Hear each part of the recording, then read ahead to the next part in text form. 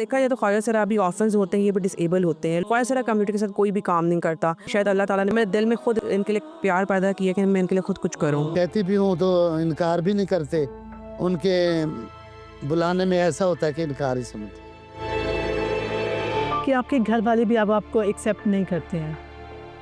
नहीं करते। नाज़रीन, आपने सड़कों पर, चौकों चौराहों में, सिग्नल्स पर आपने देखा होगा कि ख्वाजा सराओं की बहुतात होती है और वो वहाँ पे आपको मांगते हुए दिखाई दे रहे होते हैं और लोगों का उनके साथ जो एटीट्यूड है वो भी कोई बड़ा पॉजिटिव नहीं होता। तो कुछ ऐसी मिसालें भी हमारे माशरे के अंदर बड़ी अच्छी, बड़ी ज़बरदस्त मौजूद हैं कि किस तरह से वो ख्वाजा सराओं की फलाह बहबूद के लिए काम कर रहे हैं, उन्हें माशरे का कारआमद शहरी बनाने के लिए अपनी तमाम तवानाइयां लगा और साथ ही साथ उज़ैर मुझे ऐसा लगता है इस तरह के कामों को हाईलाइट करने की जरूरत है कि जहाँ पे एक वो ख्वाजा सरा है और वहाँ पे ये ख्वाजा सरा और दूसरी तरफ खाली दुनिया ही नहीं, उनकी आखिरत भी, दुनिया और आखिरत दोनों संवारने का कुरान की तालीम देते हैं और साथ साथ दूसरे फील्ड्स के काम भी सिखाते हैं। तो आइए, रुबीना यूसुफ हमारे साथ है, उन्होंने ये पैकेज क्रिएट किया बड़े मजेदार किस्म का। आइए सब मिलकर एंजॉय करते हैं।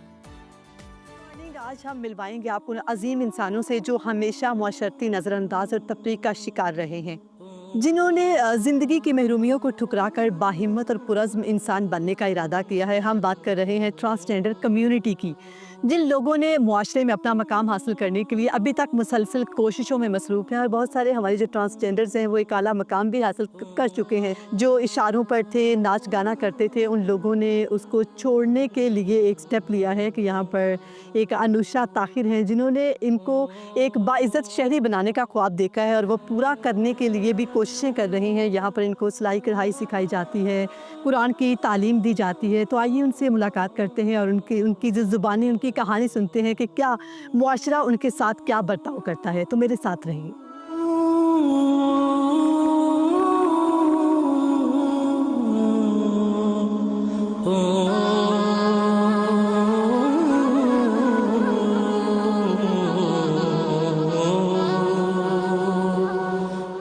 अल्हम्दुलिल्लाह रब्बिल आलमीन अर्रहमानिर रहीम मालिक यौमिद्दीन इय्याका नअबुदु व इय्याका नस्तईन नअबुदु व इय्याका नस्तईन इहदिनस सिरातल मुस्तकीम।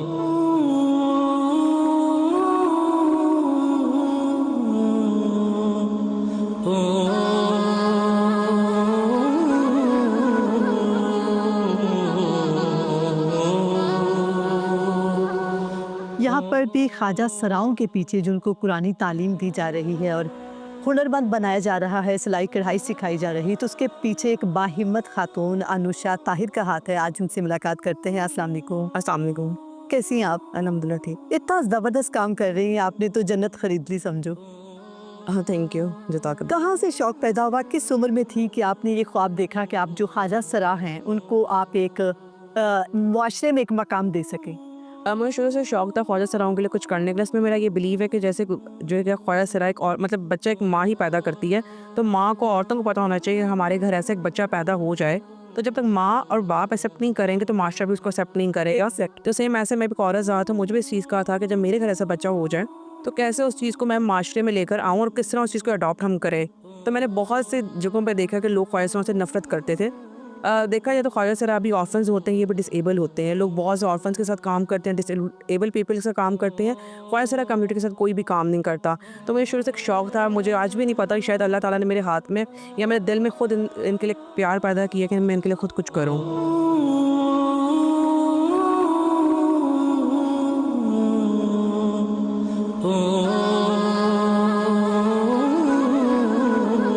बताइएगा कि क्या कभी सोचा था कि ये इस तरह से आपको इतनी इज्जत मिलेगी, एक घर मिलेगा, फिर आपको नाच गाना और ये मांग वगैरह छोड़कर कुरान की तालीम भी सिखाई जाएगी? मैंने एक दीनदार घराने में आँख खोली और दीनदारी ही देखी अपने माँ बाप से, बहन भाइयों से। तो उसके बाद इधर आई मैं अपनी कम्युनिटी में। इधर नाच गाना था, रंगीनियाँ थी, बस ये शौकीनियाँ थी। अब मैं एजेड हुई, मैंने सोचा मेरे जेरे साया जो लोग रहते थे ना, मेरे चेले जो, उनमें से ना एक से मैंने पूछा था वो गुस्ल के फ़र्ज़ के बारे में, लेकिन उसको पता नहीं था। तो मैंने सोचा कि अल्लाह पाक क्या, मैं तो देनदार हूँ इनके लिए। तो मेरे जहन में ये ख्याल आया मुझे, और इतनी मुझे कभी सोच भी नहीं आई थी जो इज़्ज़त मुझे मिली। अच्छा। लाहौर वालों से। ज़बरदस्त। शमाल में मुझे ये बताइएगा, जब आप पैदा हुई तो आप कभी मस्जिद जाती थी, कभी कोई क्रिटिसिज्म का सामना करना पड़ा? जाती थी, दीनदान घराना था, जाती थी, तब जाना छोड़ दिया था। इन मुसलमानों ने मुझे मस्जिद आना छुड़ा दिया था कि ऊटेंगबाजी करते थे, हैं, बातें बनाते थे, दिल दुखी होता था, तो मैंने जाना छोड़ दिया। आपके कितने बहन भाई हैं? माशाल्लाह 4 बहन है 4 भाई है। तो आप उनसे मिलती हैं अभी? नहीं, क्यों नहीं मिलती हैं आप? 3 तो पले बड़े हैं, जब से पैदा हुए हैं, अब जवान हो गए हैं, 2 बहनों की शादी हो गई, मैंने अपने अभी तक नहीं देखे। तो क्यों आपको उन्होंने बुलाया नहीं, आप खुद नहीं गई, क्या वजह पेश आई? मैं जाने का कहती भी हूँ तो इनकार भी नहीं करते। उनके बुलाने में ऐसा होता है कि इनकार ही समझते। कि आपके घर वाले भी अब आपको एक्सेप्ट नहीं करते हैं? नहीं करते। कभी बहुत उदास हो जाती हैं तो क्या करती हैं? कभी फ़ोन करती हैं, क्या करती हैं?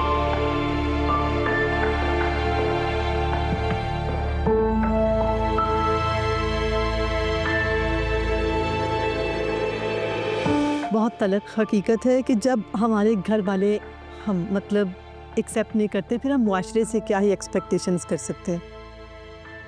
शमा जी, आई एम सो सॉरी, मैंने आपको ऐसे दुखी कर दिया।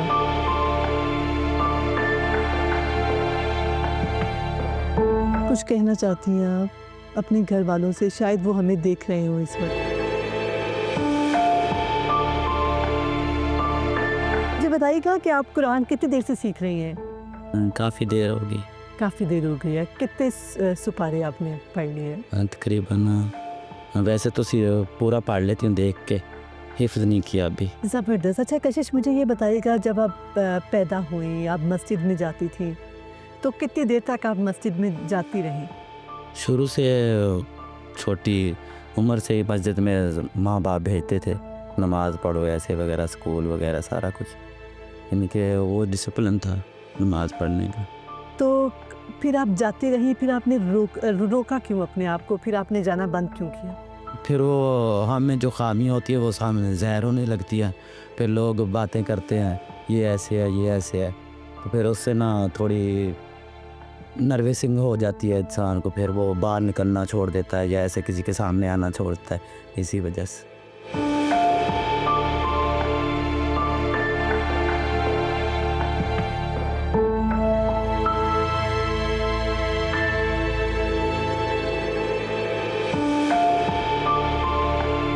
किस उम्र में थी कि जब आपको लगा कि आप मैं 9 भाई- साल की थी ठीक है। जब मुझे ख्वाजा सरा ले गए थे, तो उनके पास ही ज़िंदगी गुजारी।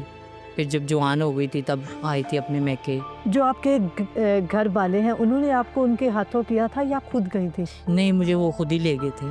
किस तरह ले गए? आए ना ख्वाजा सरा हमारे गांव में उधर बधाई लेने के लिए, तो उन्हें पता चला कि ये हमारी चीज़ है, तो वो मुझे लेके चले गए थे। मेरे माँ बाप से चोरी लेके चले गए। तो आप रोती नहीं थी? आपको कहाँ लेके जा रहे हैं? काफ़ी हालात ख़राब हुई थी वहाँ पे, काफ़ी अर्सा गुजारा उनके साथ, तो याद आती थी माँ बाप की। तो जब भी याद आती थी रो के चुप कर जाते थे। साथ में जो दोस्त वगैरह सहेलियाँ होती थी वो चुप कराती थी।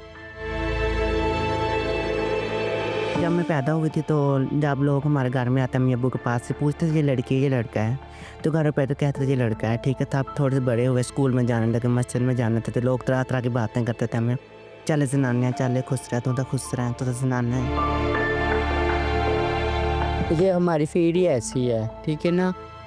हम लोग पर जाते हैं ना तो लोग हमें अच्छा नहीं समझते, क्योंकि ये कहते होते हैं ये ख्वाजा सरा है, इससे बाहर निकालो, ये मुड़ते हैं, ये फलान है, ये ठीक है, हमारा मजाक उड़ाते थे।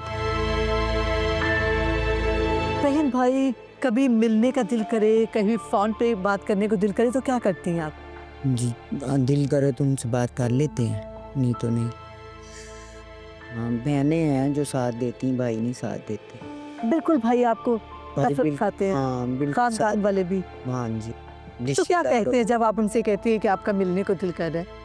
वो आगे से कहते हैं हमारे घर में ना हमारे रिश्तेदार जो है ना वो बातें करते हैं, ठीक है, तो आप लिहाजा आप उधर ही रहें जिधर हैं। हंसते मुस्कुराते चेहरों के पीछे बहुत गम छुपे हैं। जैसे कि ये लोग हमें फंक्शंस पर दिखाई देते हैं और उसके बाद कोई बच्चा पैदा होता है तो खुशी में ये लोग खुशी बांटने के लिए हमारे पास आते हैं। और इवन इनके घर वाले एक्सेप्ट नहीं करते। कोई जैसे ये लोग 8 साल के होते हैं, 7-8 साल के, तो इनके बहन भाई इनको साथ ले चलना पसंद नहीं करते। वो कहते हैं कि आप एक अलग महलूक हैं और हमारे मुआशरे के लोग क्या ही करेंगे जब आपके घर वाले ही नहीं एक्सेप्ट नहीं करेंगे। तो मुझे लगता है कि हमें बहुत ज़्यादा अल्लाह ताला से खौफ करना चाहिए, हमें डरना चाहिए कि अल्लाह ना करे कि हमारे घरों पर भी ऐसा कुछ हो सकता है। बाकी उम्मीद है कि आपको ये आज का सेगमेंट बहुत पसंद आया होगा। ऐसे ही सेगमेंट्स देखने के लिए देखते रहिए सुनो पाकिस्तान।